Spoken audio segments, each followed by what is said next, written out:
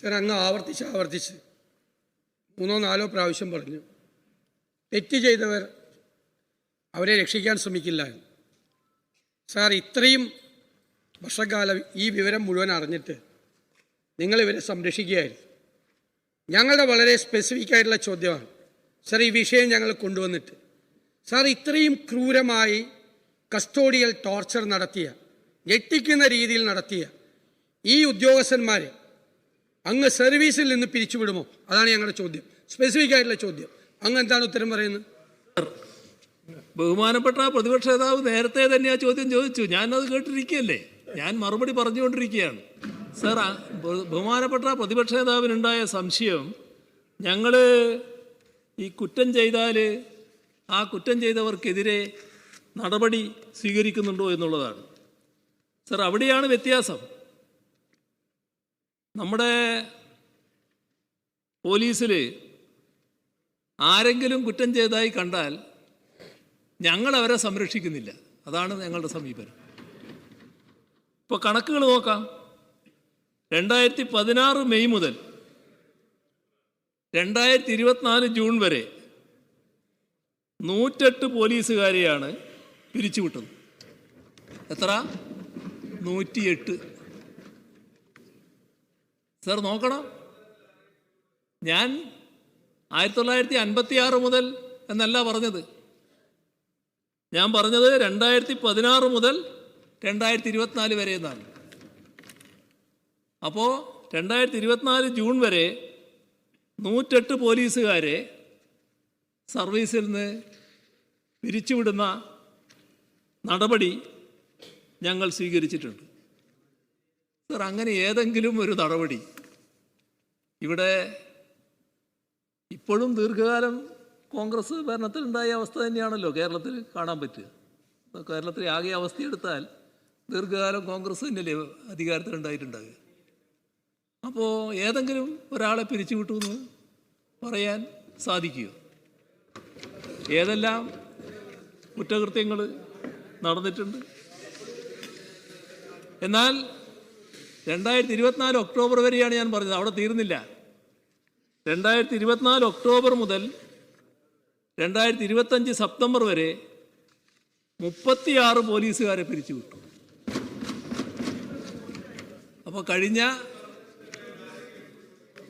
ബഹുമാനപ്പെട്ട പഴയ ആഭ്യന്തരമന്ത്രിയോട് ചോദിക്കുന്നുണ്ട്, ശരിയാണോ? കഴിഞ്ഞ 9 വർഷമായി ആകെ 144 പോലീസുകാരെയാണ് വിവിധ നടപടികളുടെ ഭാഗമായി സേനയിൽ നിന്ന് പിരിച്ചുവിട്ടു. സർ, നിങ്ങളെ കാര്യം വിട്ടുകളാ, രാജ്യത്ത് മറ്റെവിടെയെങ്കിലും ഇത്രയും കർക്കശമായ നടപടികൾ സ്വീകരിച്ച ഒരു സംസ്ഥാന ഗവൺമെന്റിനെ കാണാൻ കഴിയോ?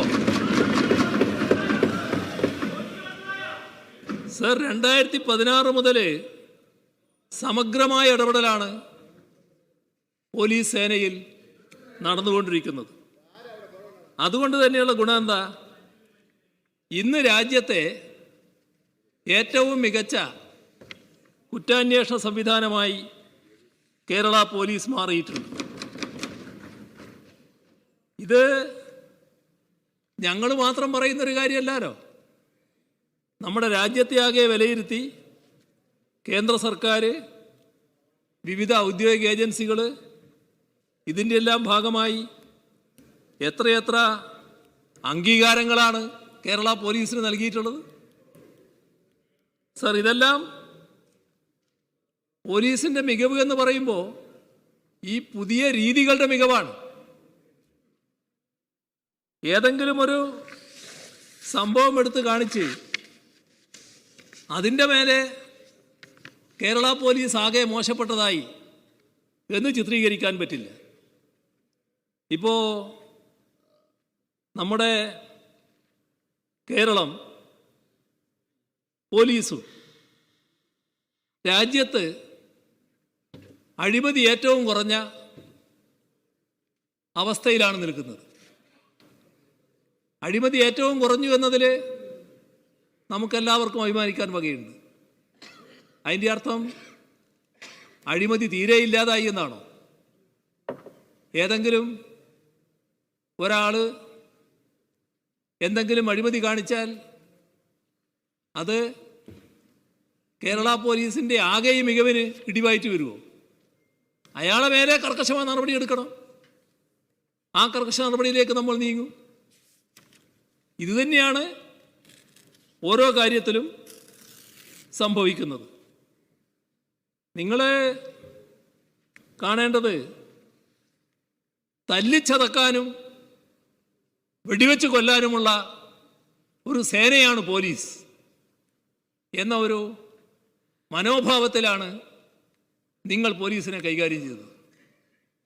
അതേയല്ല ഞങ്ങളുടെ രീതി. അതുകൊണ്ടാണ് കോവിഡ് കാലത്തൊക്കെ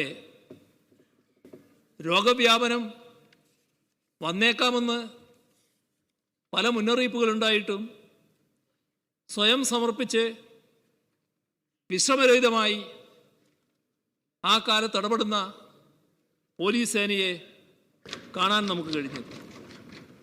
ചൂരൽമലയിൽ നമ്മൾ കണ്ടില്ലേ എത്ര നല്ല ഇടപെടലാണ് മറ്റ് സേനകളോടൊപ്പം തന്നെ പോലീസ് സേനയുടെ ഭാഗത്തും ഉണ്ടായത്. അപ്പോൾ ജനങ്ങളുടെ ശത്രുക്കളായി പോലീസിനെ മാറ്റുന്ന പഴയ സംസ്കാരത്തിൽ നിന്ന് തീർത്തും വിഭിന്നമായ ഒരു സംസ്കാരം, ഒരു ജനോന്മുഖ ഭാവം നമ്മുടെ പോലീസിന് വന്നിരിക്കുന്നു എന്നത് നാം മനസ്സിലാക്കേണ്ട ഒരു കാര്യമാണ്. താൽക്കാലിക രാഷ്ട്രീയ ലാഭത്തിനു വേണ്ടി അതിനെ മറ്റു രീതിയിൽ ചിത്രീകരിക്കാൻ ശ്രമിക്കുന്നത് നല്ലതല്ല.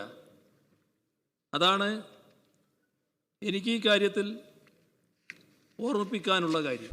ലോകത്തെവിടെയായാലും ഏത് സമയത്തും 24 വാർത്തകളും ഓഗ്മെന്റഡ് റിയാലിറ്റി പാക്കേജുകളും എക്സ്പ്ലെയിനറുകളും വിശദമായി കാണാൻ ഞങ്ങളുടെ യൂട്യൂബ് ചാനൽ നിങ്ങൾക്ക് സബ്സ്ക്രൈബ് ചെയ്യാം.